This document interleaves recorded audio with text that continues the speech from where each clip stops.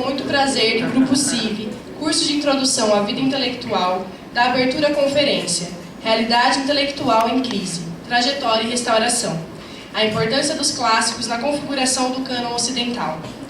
O Grupo CIV é necessariamente um grupo de estudos. Preocupa-se em pensar o papel do intelectual na sociedade e, principalmente, em se debruçar nas bases necessárias para uma verdadeira dedicação ao conhecimento. Tratando-se de um grupo pertencente à universidade, a criação do CIV surgiu na contracorrente dos destinos que a assim dita intelectualidade atual vem almejando nos últimos anos, como, por exemplo, a especialização do conhecimento, que dirige todos os seus esforços a conhecimentos fragmentados e unilaterais, que deixam de lado a universalidade do homem e a ligação das várias áreas do saber, as ideologias, que reduzem a complexidade do conhecimento, limitando-o a esquemas de interpretação fechados e que pouco a pouco se cristalizam e tomam conta das ideias, crenças e do senso comum, e dos partidarismos, desviando o verdadeiro fim da universidade. O objetivo do grupo é incentivar os alunos a estudos sistematizados e aprofundados que permitam uma visão mais ampla da realidade e que abordem temas e perspectivas que foram, de certo modo, deixados de lado, como, por exemplo, a leitura e interpretação dos grandes autores clássicos da humanidade, que se fazem presentes em obras e linhas de pensamentos contemporâneos, mas deixaram de ser devidamente valorizados e reconhecidos. Os clássicos, grandes pensadores e clássicos da humanidade tratam-se daqueles de que, de alguma maneira, inauguraram ideias e pensamentos a partir da observação da realidade e que não foram verdadeiramente refutados. A capacidade desses autores de captar e perceber a vida do homem é tão rigorosa e perspicaz que conseguiram identificar verdades reprodutíveis que não mudam com o tempo e que influenciaram civilizações inteiras em outros estudos e que ainda continuam influenciando. Porém, não negligenciamos autores que não são considerados clássicos, mas sim autores de referências a esses. Eles, partindo das considerações e conclusões dos clássicos e, interpretando e adaptando a visão dos clássicos aos problemas contemporâneos, modernizam os princípios enunciados naquela grande conversação que, segundo Mortimer Adler, evidencia o campo das grandes ideias superiores que inspiram e sustentam nossa civilização. Gostaria, portanto, de chamar para compor a mesa o professor convidado para proferir a conferência, professor doutor Ricardo Luiz Silveira da Costa.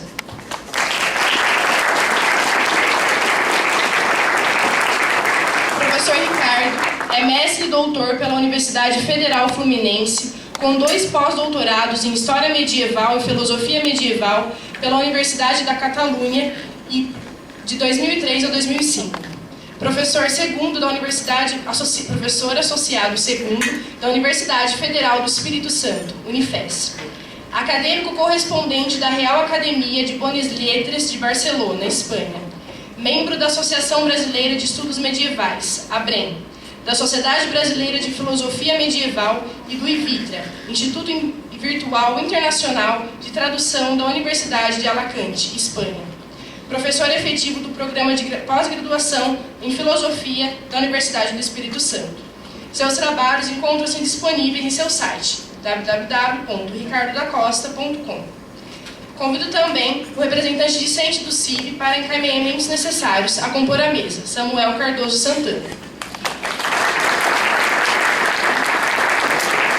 Agradecemos nossos professores e orientadores, Fernando Andrade Fernandes e José Garcia de Freitas, pela especial ajuda e orientação na organização do grupo e da conferência, e em especial a representante da diretoria, Lívia Pérez, por sua paciência e apoio para a realização dessa conferência. Essa conferência está sendo filmada e estará disponível na internet na próxima semana. As perguntas poderão ser feitas somente após o término da apresentação do professor. As dúvidas devem ser encaminhadas por escrito aos representantes do grupo CIV que se encontram nos corredores. Devem também estar identificadas.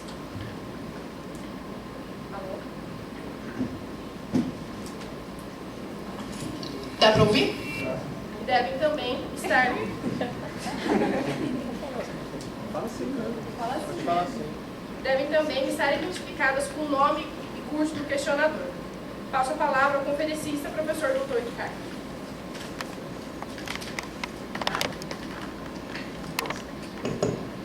Olá, boa tarde a todos. É um prazer estar aqui em Franca pela primeira vez. Está funcionando, né?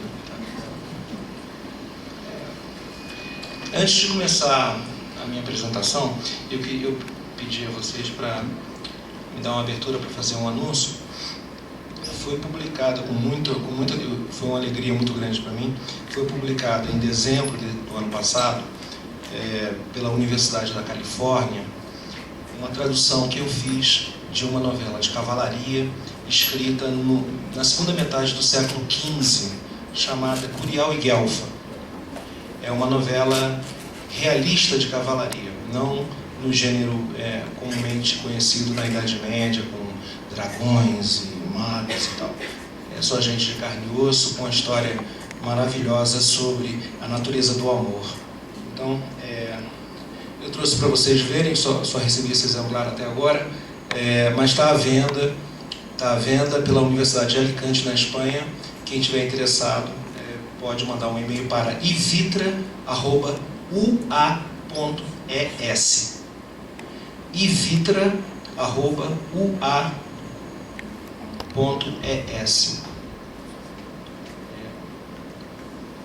Pode passar para as pessoas poderem dar uma folhada. Só peço de volta depois. Pois bem, eu queria agradecer. Eu não conhecia o trabalho do grupo de vocês, né? Aliás, um texto muito bom que você apresentou agora. Eu recebi esse convite, fiquei muito contente. Não conhecia Franca, não conhecia aqui a Unesp, e inicialmente eu pensei em apresentar um trabalho que eu apresentei no ano passado na Espanha, sobre os clássicos, a formação do cânon ocidental e a importância dos clássicos para essa configuração da história do Ocidente, né? Mas achei que eu faria a tradução do espanhol para o português, mas achei que seria talvez um pouco maçante fazer a exposição tal como eu fiz na Espanha. E pensei, e aí aceitei a sugestão da Olinda, pensei em conversar com vocês um pouco as minhas experiências docentes, alguma coisa do que eu presenciei na minha vida docente, e apresentar uma proposta, a mesma proposta que eu apresentei na Espanha no ano passado, a recuperação dos clássicos, para que a gente comece a sair um pouco dessa interminável crise que atinge as ciências humanas como um todo, né?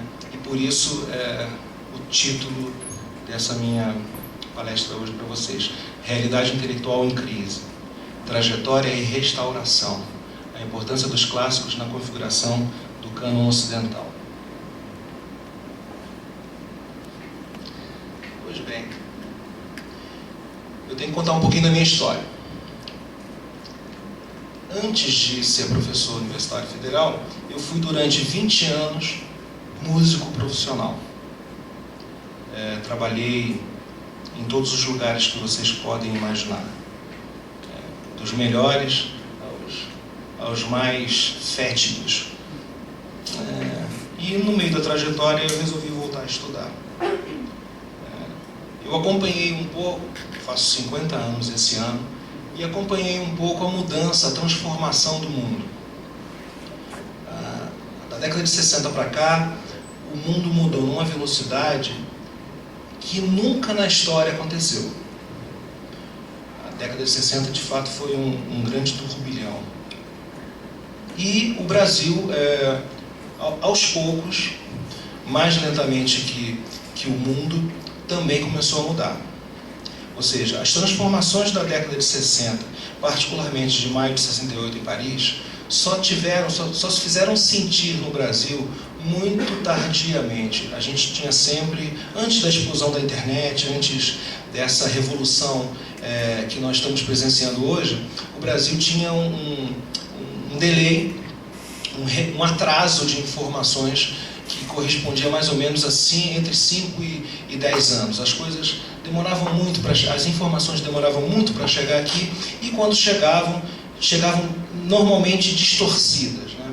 Por exemplo, eu aprendi em 1981, quando ingressei na universidade para fazer o curso de História, que a Revolução Chinesa, a Revolução Cultural Chinesa, tinha sido um grande avanço para a cultura da China. Só fui descobrir décadas depois que a Revolução Cultural propôs destruir todas as obras antigas, vasos da dinastia Ming, tudo que era velho, e ser substituído por uma revolução permanente ao estilo muito distorcido, mas um pouco ao estilo da Revolução Permanente de Trotsky. Então, nós recebemos informações, e posso dar outro exemplo também, quando o movimento de solidariedade da Polônia estourou, nós achávamos que ele era um movimento socialista. E mal sabíamos nós que ele combatia o comunismo na Polônia, com o apoio da Igreja, o apoio forte do então Papa, esqueci o nome do Papa, João Paulo II. O Papa que a torcida do Fluminense canta ainda quando o time está perdendo. A bênção João de Deus. Então nós tínhamos esse problema de informação. E ainda temos. Hoje, pelo excesso de informação. Hoje a causa é o contrário da minha época. Pois bem, ingressei na universidade em 81 para fazer o curso de História, mas o mundo da música me levou. Eu, com 2 anos de curso, não conseguia acordar 6 horas da manhã para estar em sala de aula. E tranquei o curso. E o sexo, drogas e rock and roll me levaram durante 20 anos. Na metade do caminho, quando estourou a dança da garrafa, eu perdi um emprego no centro do Rio, um excelente emprego, um grupo de pagode em troca de 5 shows por noite, me tirou um emprego que eu ganhava muito bem, e eu pensei em voltar a estudar. Sempre gostei de estudar, e prestei vestibular de novo, já com quase 30 anos, para começar tudo de novo e tentar um projeto para abandonar a música, porque de fato eu não estava sentindo mais prazer com o que eu fazia, né? E eu de fato era músico profissional e vivia disso. Tinha que aceitar todo tipo de trabalho.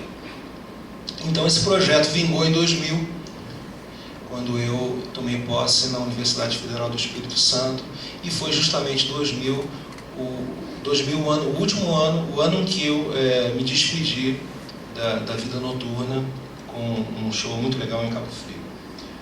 Pois bem, nesse ínterim, à medida que eu diminuía a minha vida noturna e aumentava a carga horária em sala de aula e nas escolas do município, escolas particulares e tal, eu passei a tomar contato novamente com a vida universitária. Vida que eu tinha abandonado em 83, de 81, 82, 83, eu tinha abandonado e voltei no início da década de 90. E o panorama era muito diferente. Eu cheguei a ter, na década de 80, aquelas famosas disciplinas que os militares davam, EPB1, EPB2, disciplinas de moral e cívica, etc., né? E o ambiente era muito diferente. Pior. Infelizmente, o ambiente, eu achei o ambiente pior. E eu quero conversar um pouquinho com vocês sobre isso hoje. E, enfim, depois das perguntas, vocês vão poder me questionar se a minha observação da realidade confere ou não. Eu tenho centenas de histórias. Muitas eu não posso contar. Mas elas estão sendo escritas em um diário para ser publicado após a minha morte. Literalmente, já combinei isso com a minha esposa. Eu separei 3. Eu fiz concurso para o município de Niterói, uma das possibilidades que o curso de História proporciona é ser professor, a principal, aliás. E fui prestar o concurso com um grande amigo meu, que hoje está sumido, José Francisco de Moura, e se isso for para a internet, um abraço para o José. Ele trabalha agora em Búzios, se não me engano. Ele é um grande amigo meu, apesar de ser de uma linha política oposta. Ele é o que eu costumo chamar dos meus amigos baba-sangue, do PSTU. Fomos fazer o concurso de carro. Na minha época, os opostos conversavam tranquilamente, sem problemas, né? Aliás, já desde músico, eu tive experiências muito interessantes, como, por exemplo, tocar numa banda de rock em que havia um neonazista e um judeu ativo, e os dois amigos, e conversavam sem problema. Fomos eu e o José Francisco fazer o concurso, engarrafamento na Ponte Rio-Niterói, e a prova do dia era a prova didática. Aqui está o primeiro ponto, a caminho da Escola Municipal Francisco Portugal Neves. Eu perguntei para o Zé, e aí, e a prova? Qual é o último modismo aí pedagógico? Eu parei no Paulo Freire, no Salviani, essas coisas. E achava tudo isso um horror. E ele falou, é isso aí. Aí eu perguntei para o Zé, e se eu, na minha prova escrita, propuser alguma teoria diferente? Ele me vira com toda a simplicidade dele, reprovado na hora. Quais são os autores atuais aí que estão sendo... E ele me falou 3 ou 4 que agora não me recordo, mas todos da raiz Paulo Freireana, né? E como eu tinha lido Paulo Freire, eu tirei nota máxima com todas as minhas professoras de pedagogia, eu escrevia nas provas exatamente o que elas queriam que eu escrevesse. Eu sabia a teoria, né? E eu gravei os nomes que ele me deu no carro, durante o engarrafamento lá da ponte, me recordo como se fosse hoje. Fomos fazer a prova e eu passei com 9,3, 9,2. E ele, defensor dessa corrente, foi reprovado. E é lógico que eu liguei para gozar com ele, né? Zé, vai aprender a escrever, Zé. Ele ficou uma arara comigo, mas fomos depois tomar uma cerveja e ficou tudo bem. E trabalhei nessa escola um semestre para largar, porque recebi um convite para fazer 3 cursos de paleografia e de catalão medieval em Freiburg, na Alemanha, e eu tinha, como vocês imaginam que tenham futuramente, a seguinte opção: ou eu fico com o seguro, ou vou no duvidoso, no que eu gosto, e seja o que Deus quiser. E eu fui, e abandonei a matrícula, perdi a matrícula, e fui para a Alemanha estudar catalão medieval. E esse é o primeiro ponto que eu queria conversar com vocês. Por que nós só estudamos uma corrente pedagógica? Ou por que qualquer outra corrente que não seja essa é demonizada? Eu não sei se eu devaneio muito, mas o mundo da música é totalmente livre. Os diferentes convivem normalmente, como o rapaz neonazista e o outro judeu que foi para um kibbutz lá fazer treinamento militar e matar. O mundo da música tem uma liberdade, e nesse sentido tem uma civilidade que o nosso meio acadêmico não tem. O que eu mais vejo hoje se eu penso diferente de você, nós necessariamente nos tornamos inimigos.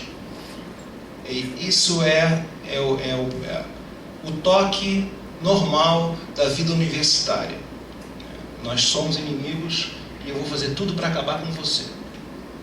Cuidado que onde você estiver eu vou tentar te prejudicar. Isso me soa muito mal. De fato, na Europa não é assim. Não é assim. Claro, há pessoas mais ativas, mas não é assim que funciona nos lugares onde há um mínimo de civilidade, né?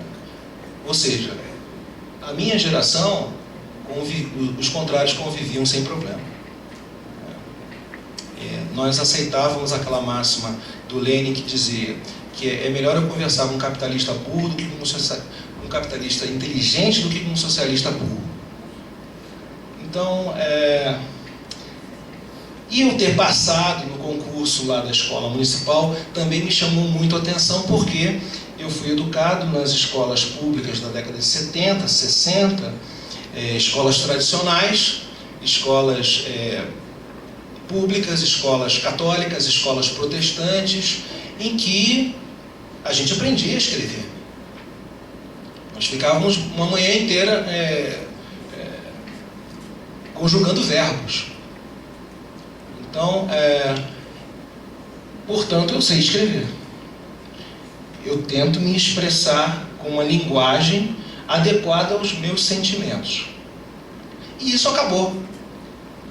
No ano passado, por exemplo, eu dei aula no curso de letras e as pessoas não sabiam conjugar um verbo. O que é um drama. Vejam, não era um curso de matemática, nem de engenharia, nem de medicina. Um curso de letras. E as pessoas não sabiam escrever. Não sabem escrever. E cada vez mais, os alunos que ingressam na universidade têm dificuldades tremendas de se expressar, de encontrar a palavra mais adequada ao que ele está pensando no momento. E isso é um drama horrível. Eu já presenciei várias cenas. Certa vez um aluno em sala queria falar alguma coisa comigo e estava ali sofrendo, agoniado, quase se contorcendo fisicamente. Eu perguntei: o que foi, rapaz? Não, eu estou tentando, eu não consigo, eu quero dizer. Ele não falou. Então estamos voltando ao Krieg Rabandolo, do Raul. Alguém lembra desse disco? Krieg Rabandolo. É o grito do Tarzan na história em quadrinhos, que o Raul fez a paródia no seu disco. Depois nós podemos voltar a isso, tá? A segunda, prestei um concurso. A UFES foi o terceiro concurso que eu fiz. Eu tentei primeiro na UERJ, no Rio de Janeiro, fiquei em terceiro lugar, uma vaga. E fui depois censurado por ter apresentado uma boa aula, porque a vaga não era para mim. Eu não era a bola da vez. Isso me foi dito em off. Eu prestei um segundo concurso para o oeste do Paraná, Marechal Cândido Rondon, lá na fronteira, e fiquei em segundo lugar. E soube depois, por um professor de lá, que havia me alertado desse concurso, e faleceu num acidente automobilístico, infelizmente, meu colega de mestrado na Federal Fluminense, que eu não passei em primeiro lugar, porque fiz um comentário sobre Marx. Não tinha falado nada de Marx. Também não me recordo agora por que me fizeram essa pergunta. A minha prova de aula foi sobre história oral africana, o ponto que caiu. E eu tinha levado 2 malas com livros para estudar, para 24 horas antes, para o ponto, lógico. E eu tinha material sobre a história oral africana. E me preparei. E apresentei e dei uma aula boa. O próprio colega que estava lá assistindo falou que a vaga era minha. Mas, lá pelas tantas, a banca se sentiu à vontade para fazer perguntas. Me perguntaram alguma coisa sobre Marx, não lembro agora, e eu fiz um comentário a respeito de um artigo que Marx publicou no jornal britânico sobre o imperialismo na Índia, em que ele defende o imperialismo na Índia. Ou seja, hoje eu sei, eu fiz um comentário politicamente incorreto sobre Marx. Por que Marx defende o imperialismo na Índia, nesse artigo de jornal? Porque os ingleses, explorando os indianos, eles acelerariam as contradições da sociedade de castas indiana para que ela pudesse mais rapidamente chegar ao capitalismo e, posteriormente, mais rapidamente ao socialismo. Então, dentro da lógica marxista, fazia todo sentido o apoio ao imperialismo inglês. E a banca não sabia, não tinha lido esse artigo.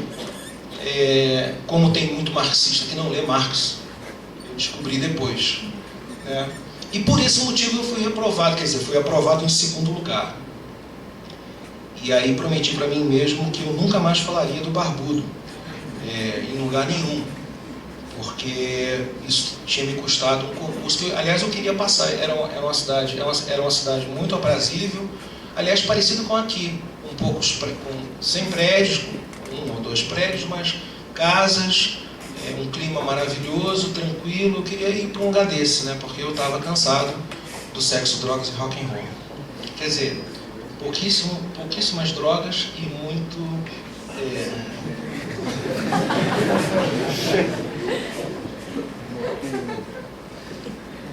Isso em 98. Em 2004, já efetivo na UFES, me convidaram para apresentar um trabalho nas artes.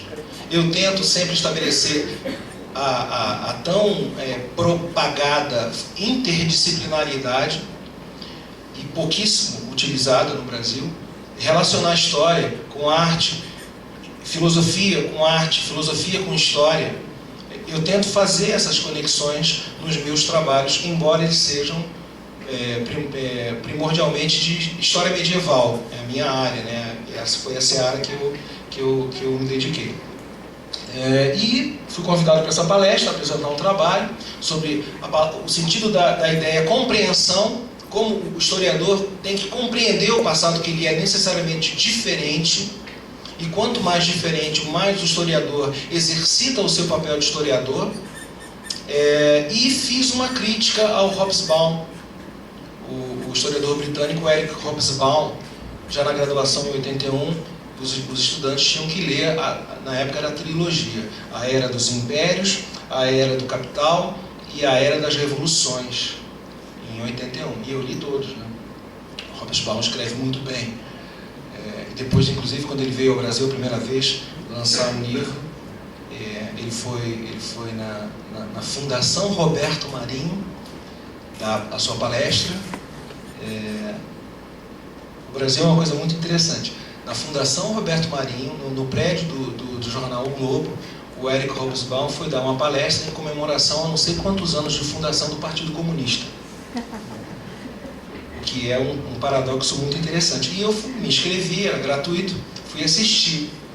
E, olha, se jogasse uma bomba ali, metade da inteligência da esquerda morria. Porque os meus professores estavam todos lá. Inclusive encontrei uma querida professora também, marxista roxa, que me censurou de novo por escolher história medieval, que para ela o bom estudante tem que estudar a história do Brasil para fazer as transformações sociais necessárias para a história do Brasil. E eu, querendo estudar a história medieval, estava cometendo um crime, né? Aí ela me perguntou na plateia lá, enquanto Hobsbawm não entrava, ela me perguntou: e aí, Ricardo, você vai fazer mesmo mestrado em história medieval? Eu vou, professor. Ela olhou assim para mim: puxa, Ricardo, você não tem jeito mesmo, né? E fiz. Então, nessa palestra de 2004 na UFES, eu fiz uma crítica ao Hobsbawm, porque já na década de 50, e isso eu li na autobiografia que ele escreveu, aliás, um livro maravilhoso, publicado pela Companhia das Letras, que os comunistas de Cambridge e Oxford, já na década de 40, 50, sabiam perfeitamente das atrocidades cometidas pelo regime na União Soviética, os campos de concentração, os gulags e tudo mais. E mais tarde um repórter britânico lhe perguntou, já agora, mais recentemente, perguntou a ele por que ele nunca falou isso nos seus livros. E ele disse que o sonho valia mais alto, era mais importante o sonho do que os fatos reais que aconteciam. E o repórter, claro, ficou impressionado com isso e lhe deu uma pressionada. E no final ele falou: não, mas eu não morava lá. Então o sonho está acima do real.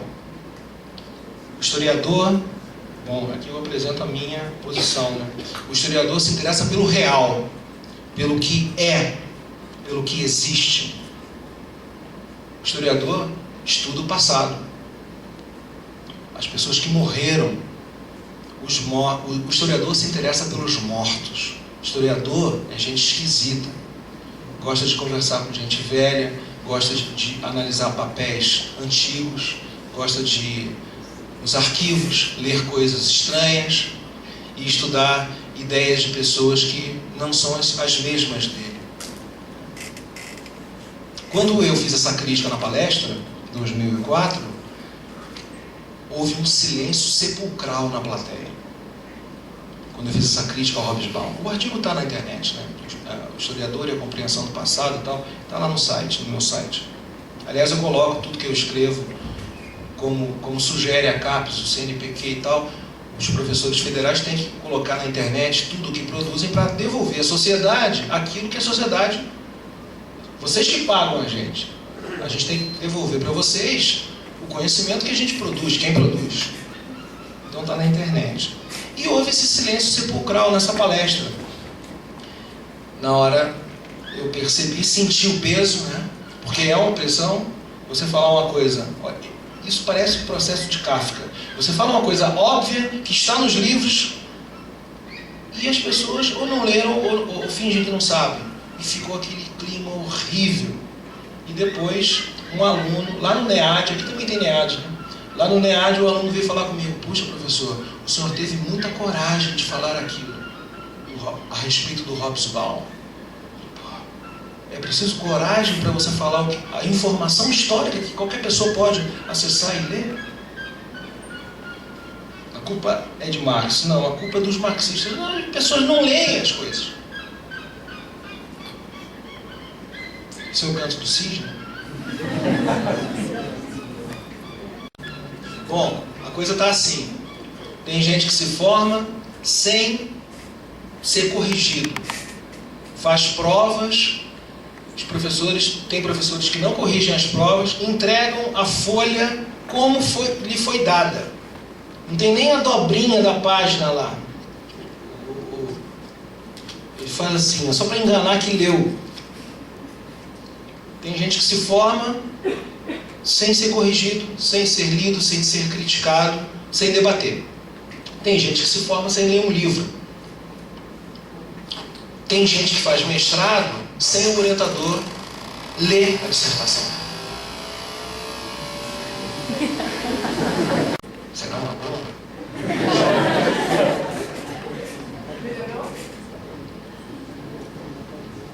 Não sei quem foi, mas...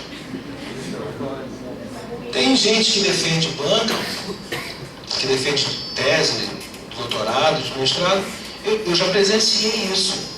Candidato chorando. Cortaram o microfone. Será que agora vai? O outro está ligado lá? Se o outro estiver ligado, né? É a bateria? É a bateria. Essa aqui não tem bateria. Oi? Sem bateria os dois. Tudo bem. Vou falar assim de longe. Não, não aumenta não. Alguém aumentou. Onde é que eu estava?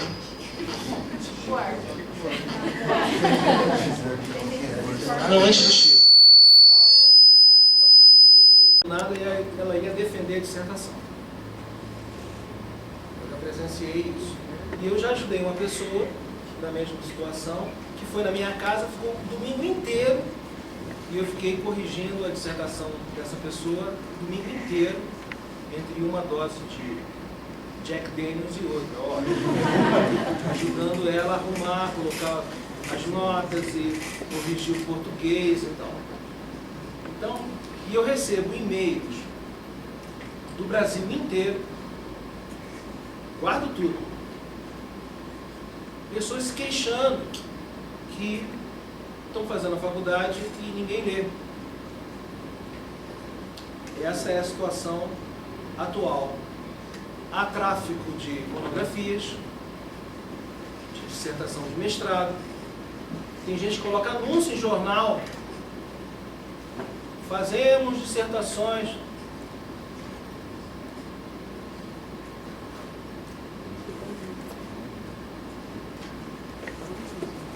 Eu confesso a vocês que, como disse, né? 20 anos na música. Eu não entendo porque a pessoa entra, vai fazer um curso de humanas e não gosta de ler. É como um cara que vai tocar e não gosta de tocar. Eu não consigo conceber isso. Por quê?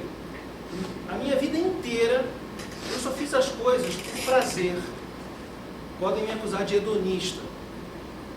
Eu faço as coisas por amor, por prazer. Porque se você não faz com esse sentido, a vida não vale a pena, não tem graça. Não tem graça você viver uma vida levando nas coxas. Quando a música deixou de ser agradável, eu fui mudar, eu mudei. Os meus amigos estão lá tocando essas coisas. Desculpa se alguém gosta, mas sertanejo universitário, essas coisas todas. Eu estou hospedado no hotel do cara do Ai Se Eu Te Pego, ou faço alguma coisa.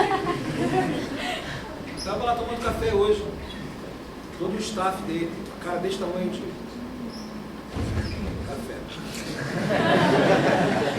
Eu não consigo entender viver a vida sem essa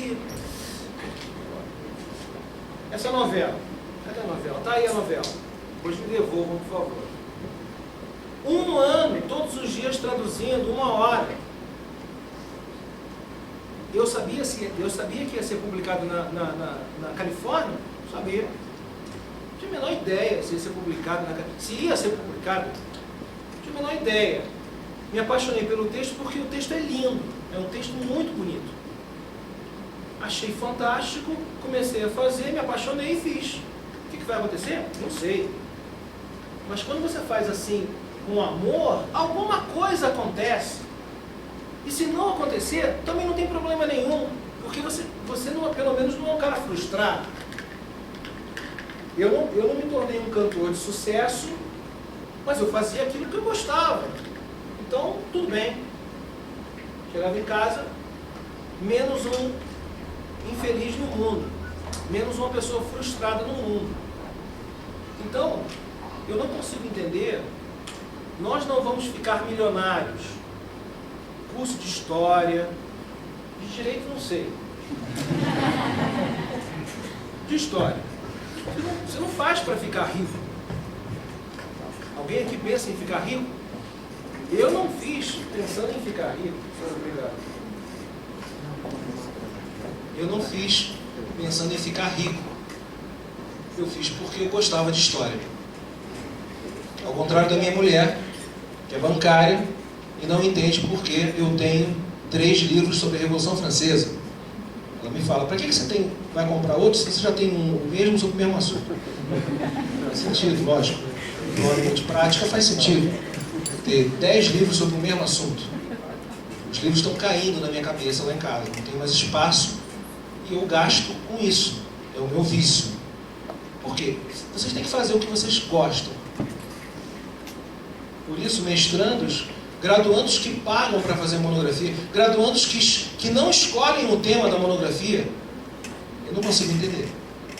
Já na década de 60, a historiadora norte-americana Barbara Tuchman dizia, eu fico triste de ver um rapaz fazendo uma tese de doutorado de um assunto que ele não gosta. Ele está fazendo porque o orientador dele pesquisa isso, porque alguém falou para ele fazer isso. Coitado. É um coitado. Não leio, não li e não gostei. Esse meu artigo, para que serve a história? Para nada, é uma das coisas mais famosas, uma das histórias mais famosas na UFES, porque todos os que criticam não leram.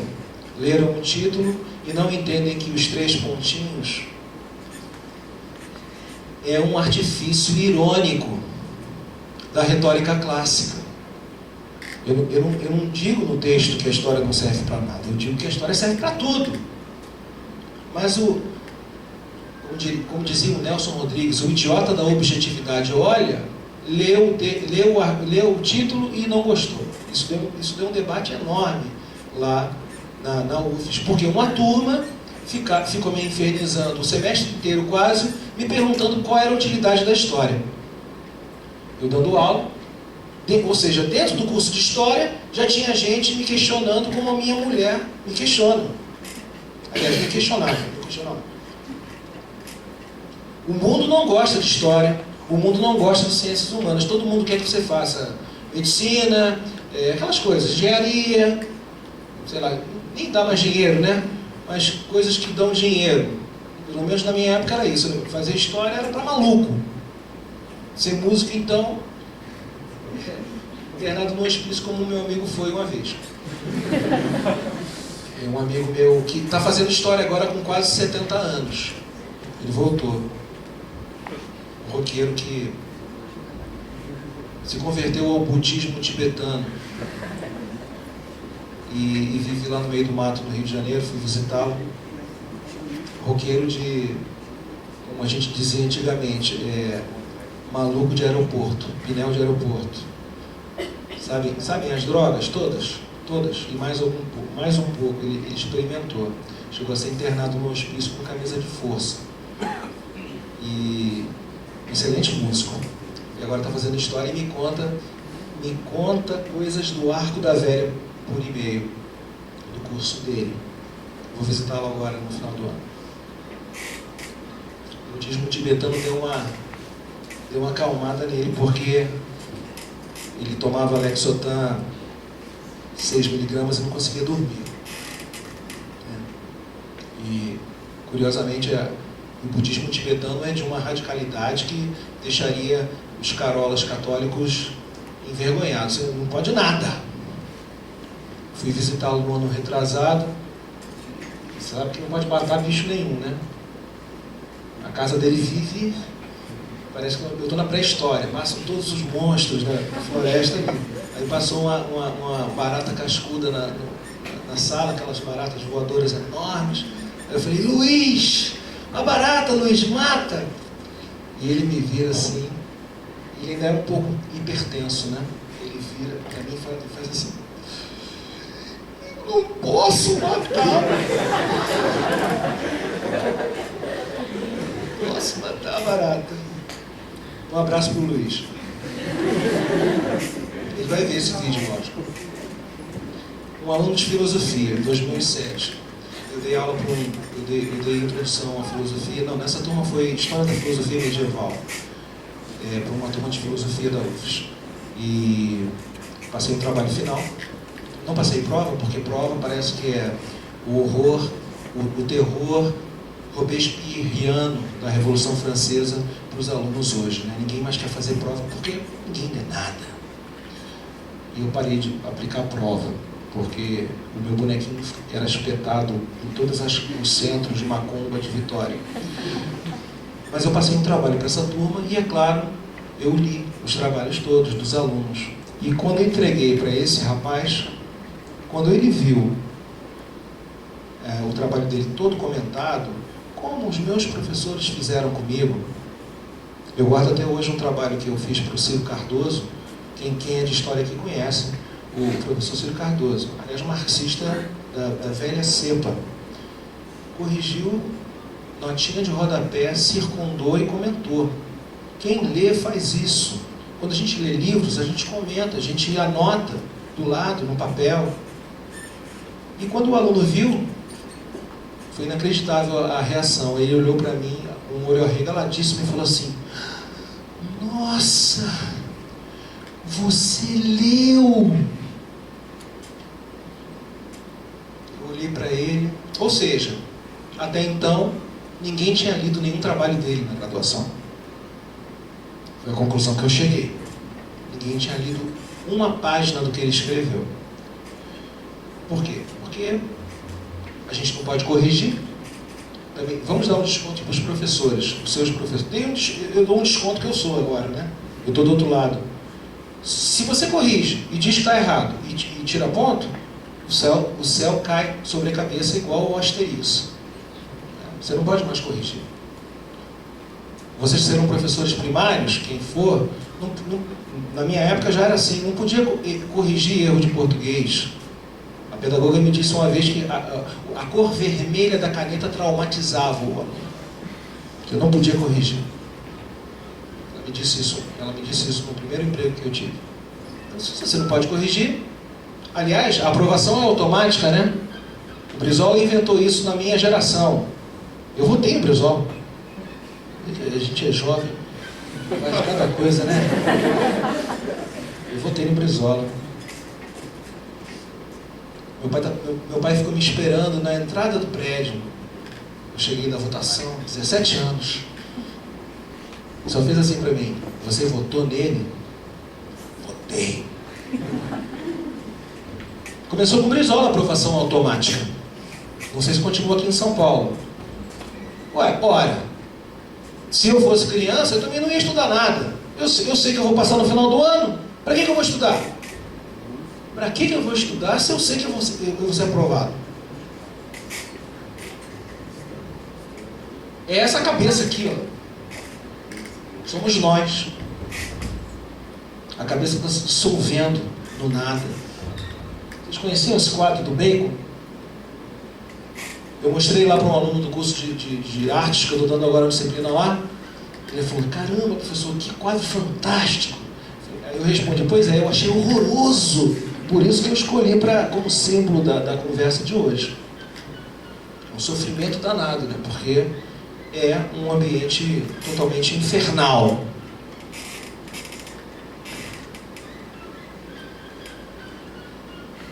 Qual é a causa disso? Gente, nem a esquerda nem a direita estão interessadas na verdade. Aliás, não existe verdade, né? O que ensinam hoje. Não existe, tudo é relativo. Tudo depende. Se algum professor fala alguma coisa mais peremptória, já tem uns 20 que levantam o braço e falam: não depende, professor.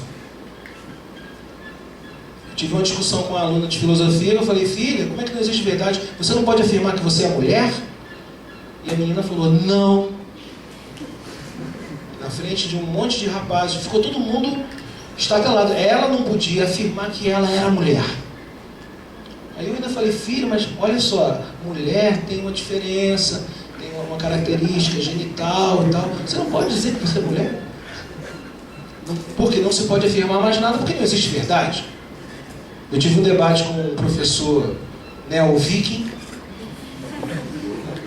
Esses caras que botam roupa de druida, vão lá para Stonehenge fazer aquelas coisas.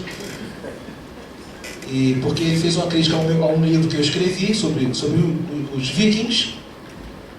E eu fiz um comentário no livro que ele não gostou e fez uma crítica numa revista eletrônica da Universidade da Paraíba. Eu fiquei sabendo, acessei a crítica, achei ela pueril, pedi direito de resposta à revista. O editor achou fantástico. E aí achou que a revista dele ia ter muitos acessos, né? Aí estabeleceu um debate. O historiador pode ou não pode julgar? O debate foi esse. Porque ele disse, a crítica dele, que eu no livro falei, que os vikings faziam empalamento de crianças. Isso era horrível. Sabe o que é empalamento? O cara pegava assim, o infeliz, madeira, né? Madeira bem afiada assim na ponta, e enterrava o infeliz pelo ânus, de modo que as tripas todas saíam da barriga, e o cara demorava uns 3 dias para morrer, ali no sol, estrebuchando, com as fezes todas para fora. Isso era um empalamento, uma prática antiga, copiada pelos medievais, inclusive, depois. O famoso Vlad, o Conde Drácula, era um grande empalador, no século XV ou XVI, não me recordo agora a data. Bem, eu falei isso. E ele não gostou, falou que eu não poderia julgar. Eu fiquei com vontade de pedir para ele experimentar para ver se era bom. Se era bom, se não era. Mas num debate acadêmico você não pode fazer isso. E eu apresentei ali uma série de argumentos. e é a mesma coisa para a verdade. Se alguém diz para você, você não pode julgar, quem está fazendo direito aqui? Tem vários futuros advogados. Dizem que o futuro ideal é sem advogados. Vocês já ouviram essa história? Se alguém diz para você, você não pode julgar, isso é um julgamento. Eu estou julgando que você não pode julgar. Me parece óbvio. Eu estou dizendo que você não pode julgar. Eu estou julgando isso. Portanto, você não julgue nada. Eu que julgo para você. Foi o argumento que eu usei para ele. Ele não tinha percebido isso. Quando ele viu, ele ficou sem... Vocês podem acessar o debate também. Está na internet, é muito engraçado. Direito de réplica e tréplica. E a minha tréplica, afinal, foi censurada pela revista. E eu achei o máximo na democracia ser censurado. Se não fosse na ditadura, ser censurado, não tem graça nenhuma, né? Mas na democracia, você ser censurado, eu achei o máximo. Ainda bem que eu salvei tudo e coloquei lá no meu site. Isso porque eu coloquei uma iluminura medieval de um asno dando aula. Um asno. Um jumento com a toga de doutor dando aula. E o aluno é um gatinho. Essa iluminura medieval é sensacional. O aluno é um gatinho, o professor está ali na cátedra dando aula, é um asno, ele está com a toga, e o rabo está saindo pela toga. É uma anta, burro igual uma porta. E o aluno, ao invés de estar prestando atenção na aula do professor, está olhando para a janela, para um passarinho. Está louco para comer o passarinho. Os medievais tinham um senso de humor impressionante, gozavam com tudo. E eu coloquei aquilo como um símbolo do professor Ágil, que fala que não existe verdade. Ora, se não existe verdade, é verdade que não existe verdade? Se é verdade que não existe verdade, então a verdade existe. Já pararam para pensar nisso? Não existe verdade. É verdade que não existe verdade? É verdade que não existe verdade. Então existe verdade. A pessoa dá um tiro no pé. É a mesma coisa. Olha, gente, tá demais. Tá demais. Como é que não existe verdade? Nós não estamos aqui agora? Não é verdade que nós estamos aqui agora? Você está em outro lugar? Você pode estar mentalmente pensando na morte da bezerra, mas ele está aqui.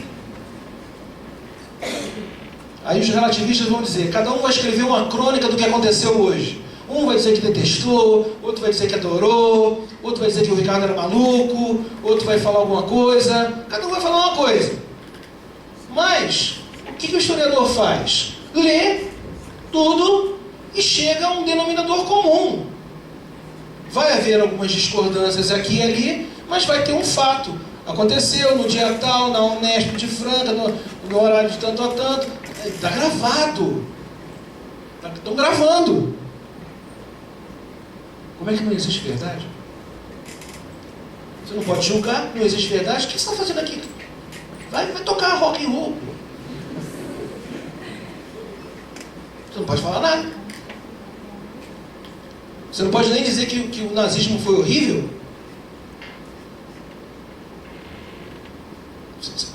Não sei.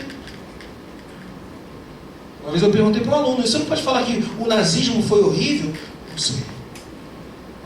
O cara fica me olhando com um olhar hipnotizado, né? Ácido lisérgico. Não sei. Tá. A origem disso aí. Nem a direita nem a esquerda se interessam mais pela verdade. Antigamente as duas se interessavam. Tudo era mais fácil de entender. Por que hoje o nosso ambiente é 99% de esquerda? Alguém discorda? Depois vocês vão me dizer, vão me perguntar. Nosso ambiente, pelo menos entre os professores, 90% é de esquerda. A esquerda da esquerda, a esquerda da esquerda, a esquerda da esquerda, a esquerda da esquerda, da esquerda da esquerda, e a esquerda da esquerda, da esquerda, da esquerda, da esquerda. E sempre há mais uma esquerda. No final da década de 60, esse senhor chamado Golbery Couto Silva, apelidado de um bruxo, numa palestra no ESG, Escola Superior de Guerra, no Rio de Janeiro, apresentou uma proposta chamada panela de pressão. Eu não sabia dessa história até ouvir de um membro do governo militar, do governo do Médici. Me contou, eu ouvi. E depois fui conferir nos livros e é verdade. A teoria é a seguinte: os militares tomaram o poder e tinham um projeto de devolver esse poder em alguns anos. O projeto morreu. Houve uma revolução dentro da revolução, mais radical, em 68, que culminou com maio de 68. Para a sociedade não explodir de tensão, qual foi a proposta do Golbery? Que era considerado moderado pelos militares, a ala moderada. Ele propôs que a universidade fosse a válvula de escape da panela de pressão social. Que na universidade, eles, os militares, deixariam a esquerda lá, para que ela não reclamasse muito, não criasse muitos espaços de tensão. Isso ficou conhecido como a teoria da panela de pressão. Depois vocês podem pesquisar isso na internet, isso é sabido hoje. E por isso, do início da década de 70 para cá, não havia concurso público para ingresso na universidade. Então, as coisas eram na base do convite. E vejam, mesmo com concurso público, há problemas de influências. Vocês todos devem saber disso. E eu que não sei. Eu não sei. Mas o Brasil, a interferência do privado no público é enorme. Nós não desenvolvemos ainda o conceito de res publica. A coisa pública está acima do privado.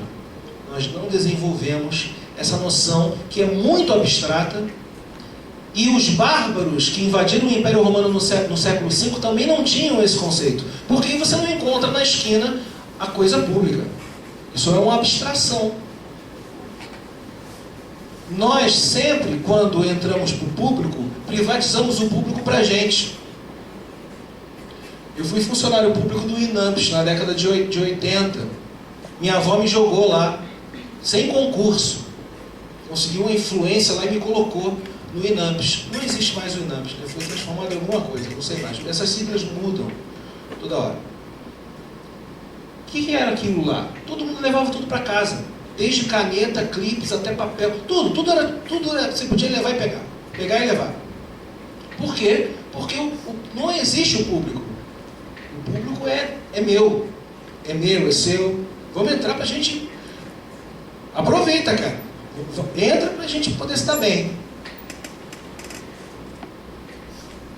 De um lado, da direita, esse senhor. E do outro, o famoso. E hoje, como é que se diz? Ele foi eleito, ele foi escolhido, representante não, Um aluno me mandou um e-mail ontem, que leu meu resumo na internet, me mandou. O Paulo Freire foi escolhido patrono da educação. Ou seja, eu estou na contracorrente. Vocês estão na moda e eu estou fora de moda. Vocês estão na corrente e eu estou na contracorrente. O revolucionário sou eu. Porque falar bem do Paulo Freire dá dinheiro, dá verba, e você fica bem com um monte de gente. Você fica bem com um monte de gente. Falar mal, você só arruma inimigo que você nem conhece. Mas, de fato, quando eu li a pedagogia do oprimido, lá há muito tempo já, né? Para poder tirar notas boas com as minhas professoras pedagogas, eu fiquei chocado, porque essa história do ninguém educa ninguém, os homens se educam entre si. Quem é o oprimido? O oprimido são os alunos. Quem é o opressor? É o professor. Na teoria, e depois vocês me corrijam se eu fizer um resumo equivocado, a teoria é a seguinte: eu não posso impor a minha cultura de classe ao aluno, porque a cultura do aluno é tão válida quanto a minha cultura. Em essência é isso. Então, Se o seu grupo social, por exemplo, escreve Flamengo, eu não posso dizer que está errado. Porque todo grupo deles escreve Flamengo.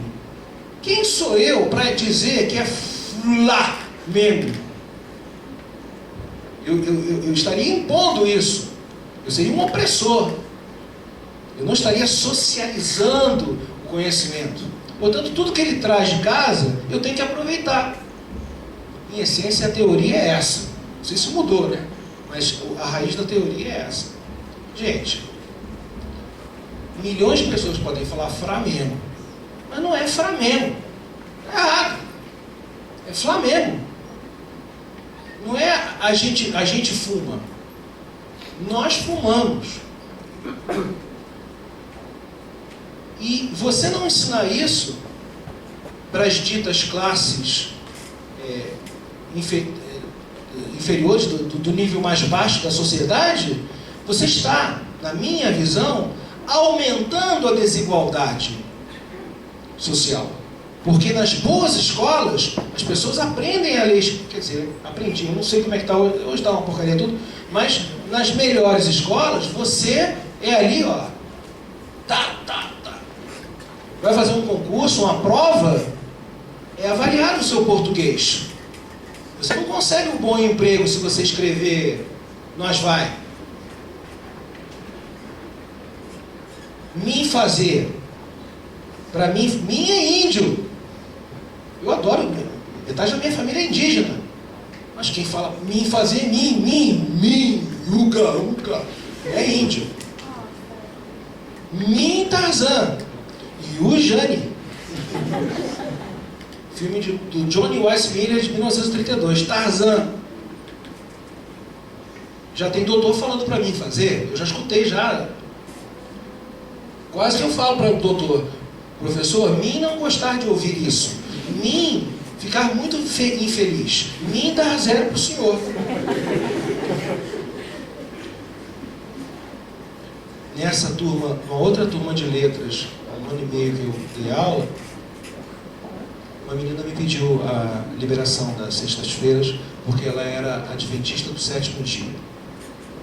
Linda menina, parecia uma bonequinha, né? E aí eu fui cair na asneira, não lembro agora como, de brincar com ela a conjugação do verbo ir. Ir, bem carioca, né? Verbo ir. Eu vou. Aí eu falei para ela, tu? Aí ela me olhou arregalado, aqueles olhos verdes. Ela me perguntou, né, filha? Vás? Não, filha. Vamos tentar de novo. Eu vou, tu vais. Ele vai. Nós vamos. Vós, curso de letras. Ela falou, vades. Eu quase falei, vá de retro Satanás. Eu falei assim, ide em paz. Aí ela regalou o olho, de novo, e falou, tá na Bíblia. Aí eu falei, tá vendo? Se você, adventista do 7º dia, religiosa, se você ao invés de assistir a minha aula, ler a Bíblia, você vai aprender um monte de conjugações lá, tá na Bíblia. Ide em paz. Aí ela voltou na aula seguinte e falou, professor, o senhor errou. Aí eu, errei? Errou, não é ide em paz, é ides. Não, filha, não, no imperativo, o S cai, é um I. Eu não estou te expulsando, eu não estou mandando, vai embora, desgraçado. Eu estou falando, ide em paz, ide no amor, ide em paz, ide na paz de Deus. É imperativo, eu estou mandando você embora, mas eu não estou mandando de maneira autoritária, é uma ordem carinhosa. Eu perdi uma meia hora para explicar isso para a menina, não sei se ela captou. Curso de letras. Se vocês abdicarem disso, Paulo Freire abdicou. Ninguém educa ninguém. Os homens se educam entre si. Ora, se ninguém educa ninguém, como é que os homens se educam entre si? Ninguém educa ninguém. É de enlouquecer isso. Ninguém educa ninguém. Os homens se educam entre si. Mas se ninguém educa ninguém, como é que os homens se educam entre si? Depois Depois vocês podem me explicar. O macaco aqui não sabe. Se ninguém educa ninguém, ninguém educa ninguém.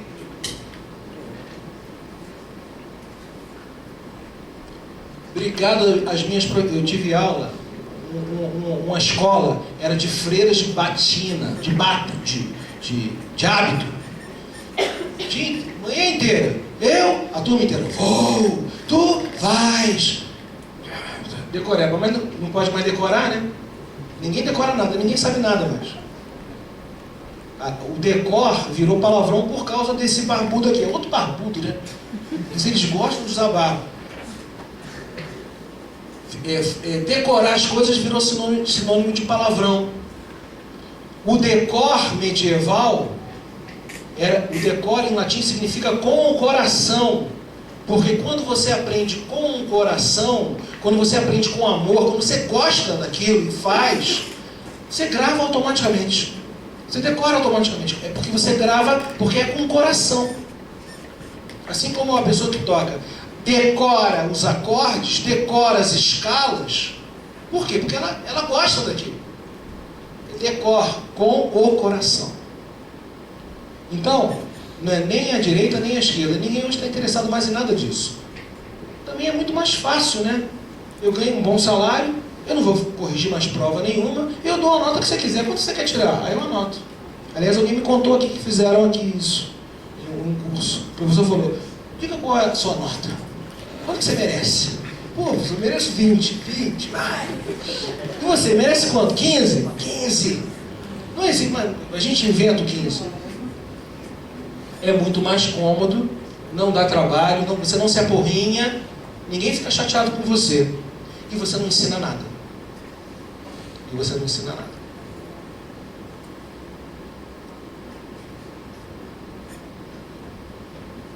Eu quero propor, né? Não adianta só criticar. Criticar é fácil. Minha avó já falava isso. Criticar é fácil. Jogar pedra no telhado é fácil. Tem que propor. Quem critica tem que apresentar uma proposta. Eu trouxe para vocês aqui 1, 2, 3, 4, 5, 6 livros que defendem esse berço cultural que nasceu na Grécia.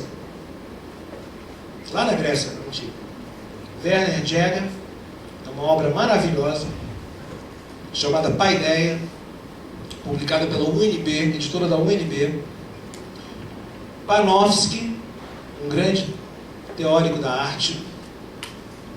Esse livro, por exemplo, está publicado pela Perspectiva, editora Perspectiva aqui em São Paulo.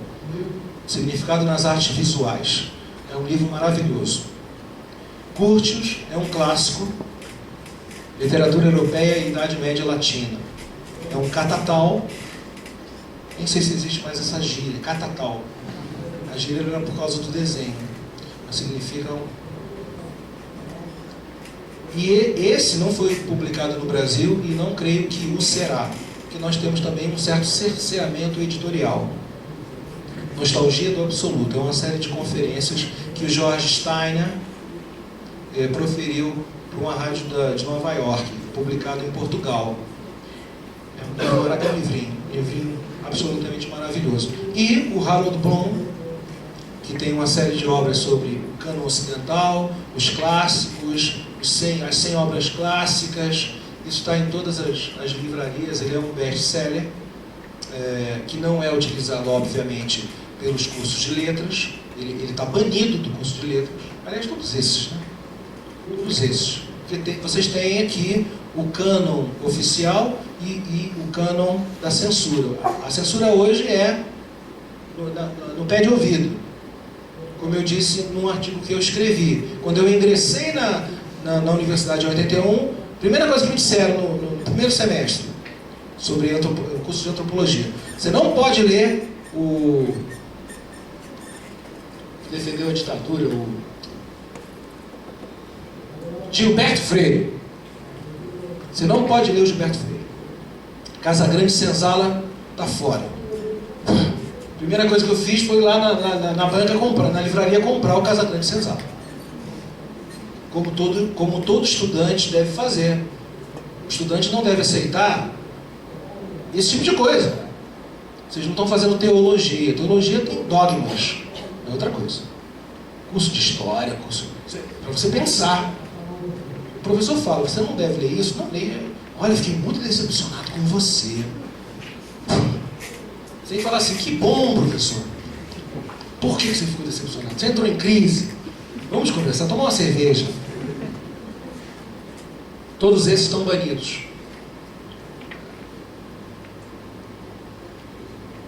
Agora, mais do que esses, os clássicos não são lidos. E eu pensei, eu vou apresentar 10 clássicos. Vou propor para vocês 10 clássicos.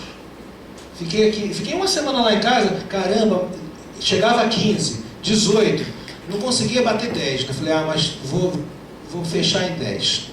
Número 10. 10 escritos no mundo antigo, que são clássicos ao quadrado, e 5 escritos no mundo antigo e 5 escritos no mundo medieval, e que são base de leitura até hoje nas grandes universidades do exterior.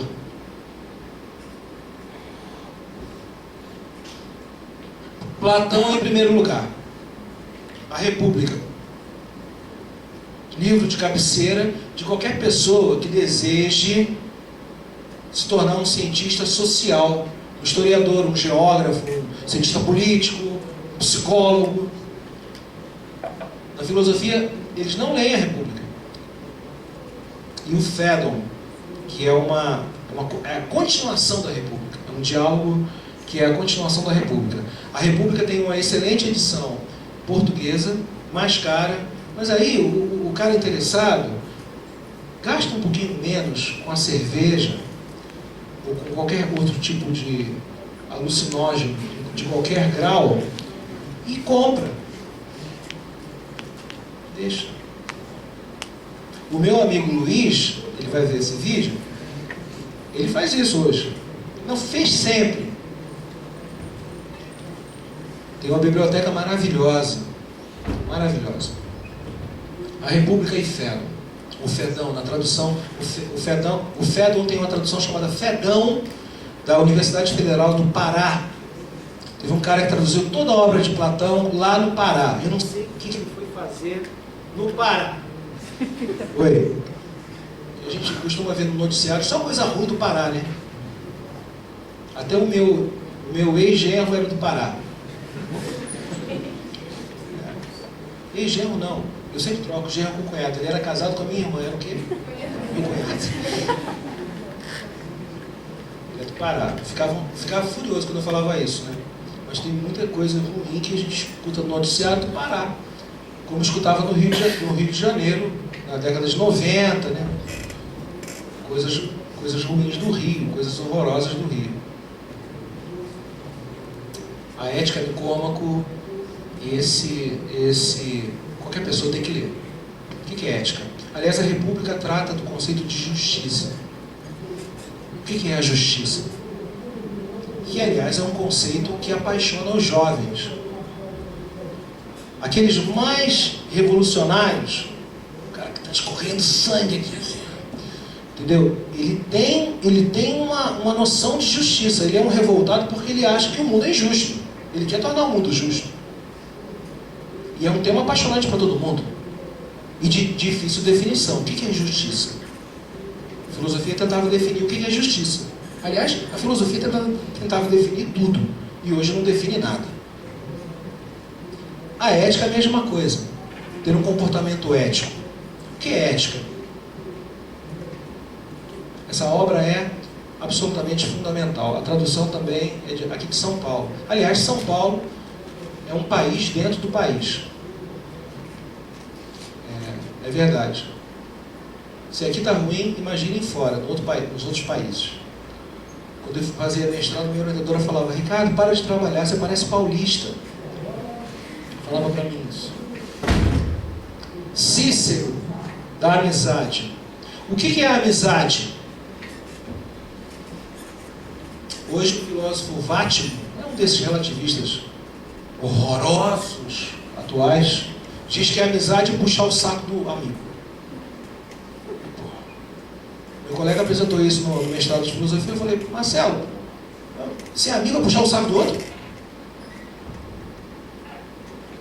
O conceito clássico de amizade é exatamente o contrário. O amigo diz a verdade para o outro amigo, mesmo sabendo que essa verdade vai ser dolorosa para ele, porque os amigos só dizem a verdade uns para os outros.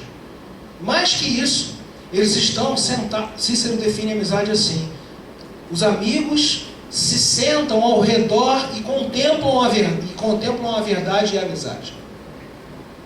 A verdade. Contemplam a verdade. A verdade está acima. Se aquela pessoa não gosta de ouvir a verdade, ela não merece ser seu amigo, ser sua amiga. Porque quem não fala a verdade um para o outro não é amigo.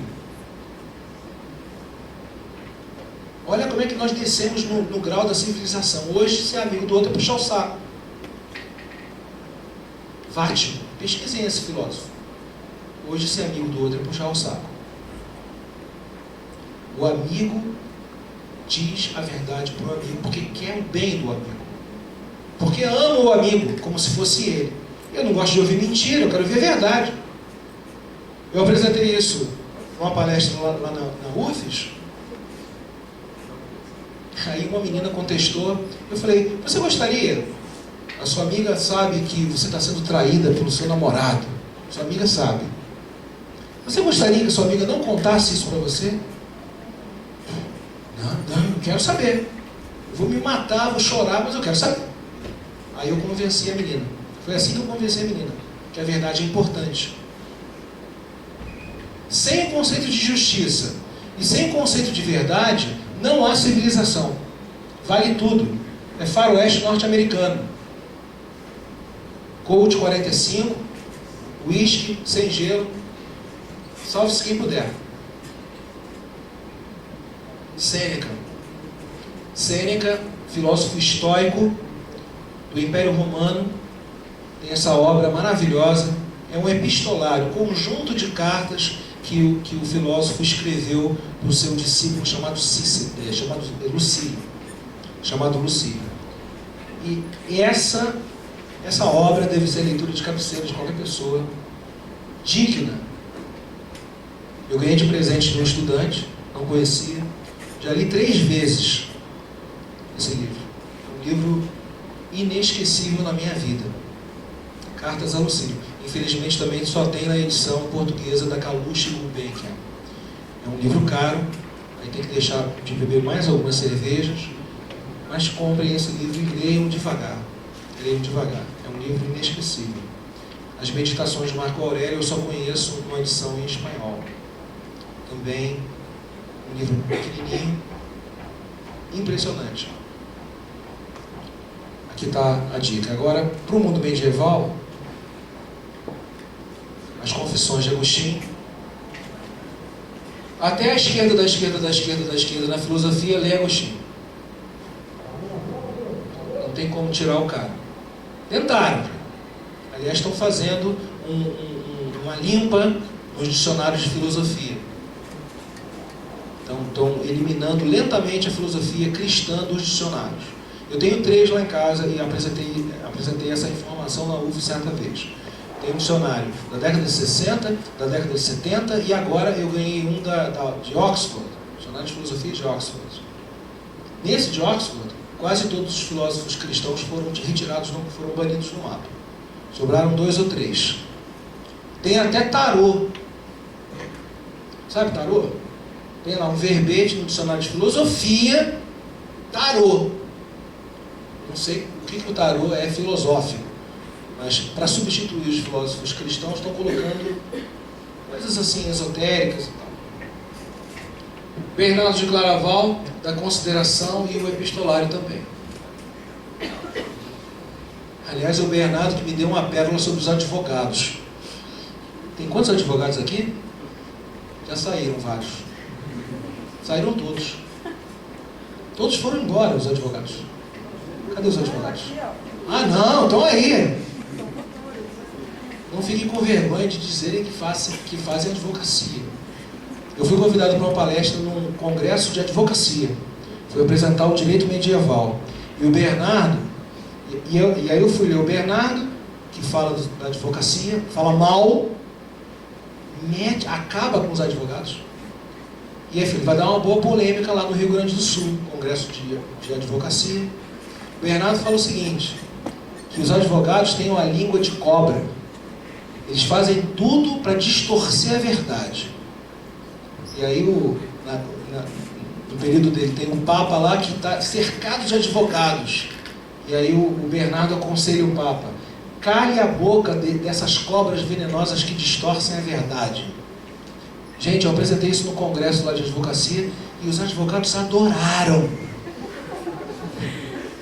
Vocês acreditam? Eles adoraram isso. O artigo também está na internet e é um tema muito interessante. Hugo de São Vitor, Didascalicon. Essa é uma publicação da Vozes de Petrópolis. Aqui tem internet? Online, direto? Ah, então deixa. É tudo cadastrado. Tá vendo? Olha só que loucura. O princípio da internet é a liberdade. Fazer cadastro. Fazer cadastro para entrar na internet. No Brasil. Eu estou com um estudante que agora está fazendo doutorado em Barcelona. O cara vai na lanchonete, na cantina, senta, abre o laptop e conecta a internet. Não precisa de nada. É livre. Deixa para lá. Depois, quem quiser, eu passo um trecho do Didascálico, com o que é, como é que o estudante deve estudar. Qual é a postura ideal do estudante? Como é que o estudante deve ler as coisas? É um livro de metodologia, o método melhor de estudo, escrito no século XII.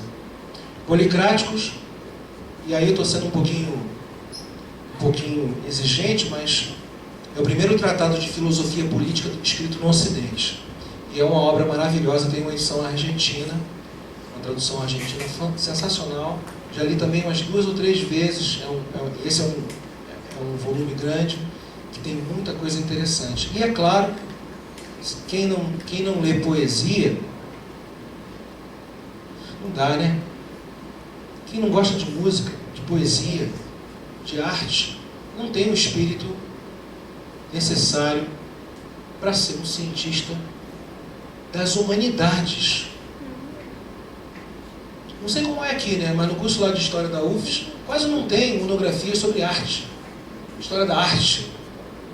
A relação da arte com o mundo. Vocês conhecem a História da Vida Privada? Coleção lançada na década de 90. Já tinha imagem e texto. Texto e imagem. Mas nos cursos de História é só revolução, revolução, revolução. Ninguém é capaz de... Nesse ponto a música é um barato, né? Platão dizia, se a criança até uma determinada idade não for tocada, espiritualmente tocada pela ideia de belo, do que é belo, o resto da vida vai ser uma porta de armário. Não vai ter sensibilidade nenhuma. Platão diz isso nas leis, se não me engano, nas leis. Vou repetir. Se até uma determinada idade a criança não for tocada, sabe a plim-plim? No espírito, pelo pedagogo, pelo educador. O que é o belo? A ideia de belo? Vai ser uma porta de armário, um brucutu, um bárbaro o resto da vida.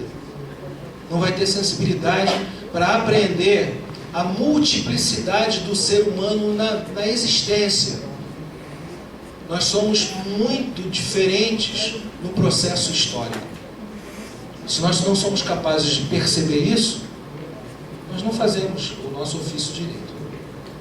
Essas são as propostas.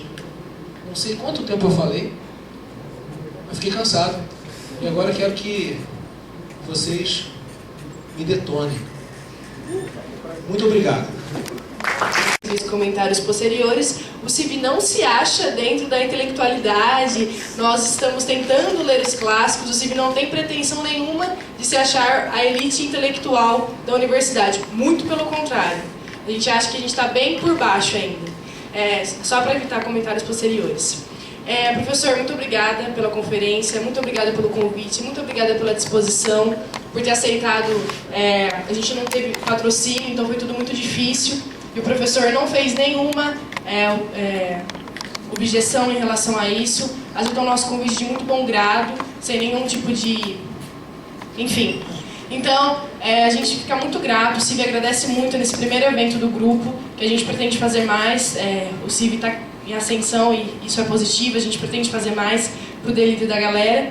Então, muito obrigada, professor, de verdade. A gente gostaria de entregar uma pequena lembrança para o senhor, só por... Oi? Perdi. O quê? É que o CIV é a direita católica da faculdade, a gente fica tirando saco. Hein? Eu disse que, para evitar comentários mentirosos posteriores, né, que a gente vai fazer mais eventos pro delírio da galera, a gente vai fazer mais coisas aqui. Delírio da galera. E o CIV não é a direita católica, temos ubandistas, temos ateus, temos agnósticos. Então são todos convidados, o CIV não é elite, quem quiser ir, as nossas reuniões são às quartas-feiras, às 5 horas da tarde, qualquer tipo de pessoa, com qualquer orientação espiritual, política, o CIV é aberto, tá? Então não tem processo seletivo, então eles são todos muito convidados a participar de reunião. Então a gente queria entregar uma pequena lembrança para o senhor, só uma lembrancinha mesmo, para o senhor se lembrar da gente. E os certificados serão disponíveis a partir da semana que vem ou da outra, e a gente vai mandar pelo e-mail de quem se inscreveu. Obrigada.